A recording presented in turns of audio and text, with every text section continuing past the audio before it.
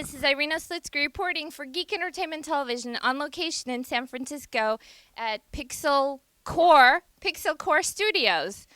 So we are here with Alex Lindsay, which is you. That's me. Yes. And you are quite famous to many people. Everyone I know.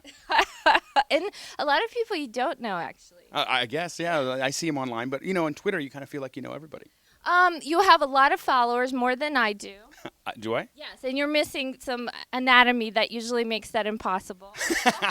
So let's do a little thing I call here the geek behind the tech. Okay. So where were you born?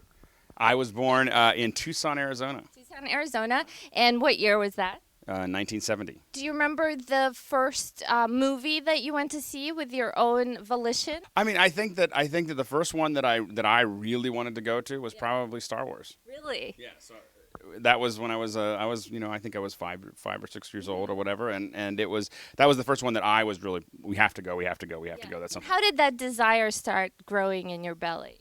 Marketing, most likely.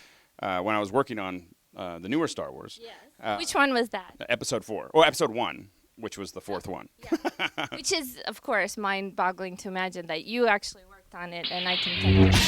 Who was the first girl that you remember thinking that, wow, I like her? Lorraine. Lorraine. Yes. Okay, describe her. She lived at the end of the drive. I was 5 years old, and I thought she was pretty cool. What was she like? She was really nice. We didn't spend a lot of time together. I tried to show her my swamp. What was your swamp? I had a. Wow. Well, I had a. So. Is that what they called it back then? Well, no. So there was below our house there was a swamp, and the swamp there was a gurgly monster. It turned out to be natural gas coming through the thing, but I called it the gurgly monster, and I found that if you throw charcoal into it, it would stop.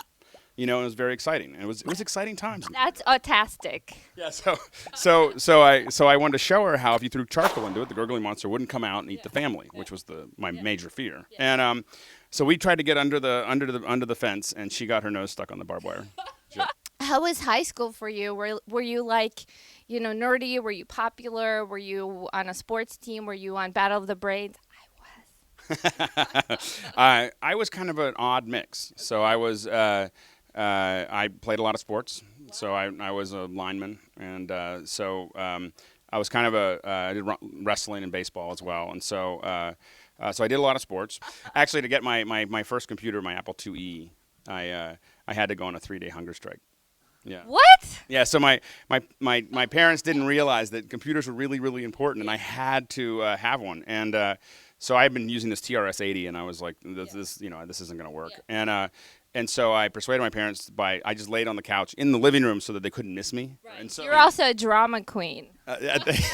When I needed to be, yeah, exactly. And so then when I got the so then my dad finally broke down and bought me the Apple IIe, and then I spent pretty much every waking hour that I wasn't at school writing programs, mostly graphics programs. Right. So when was the first time that you realized that this was going to be it for you? Like you were going to do this for the rest of your life?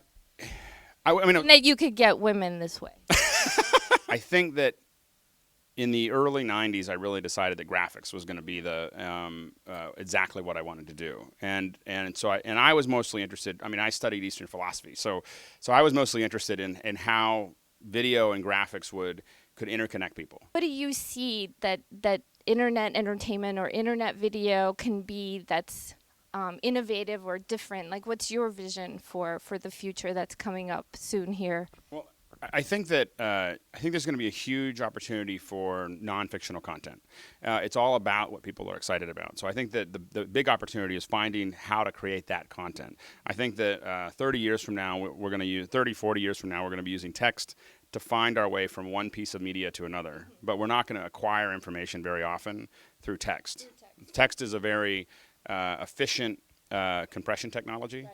But very inefficient at moving actual data. As I say this already, text is for pussies. We'll see you on the internet.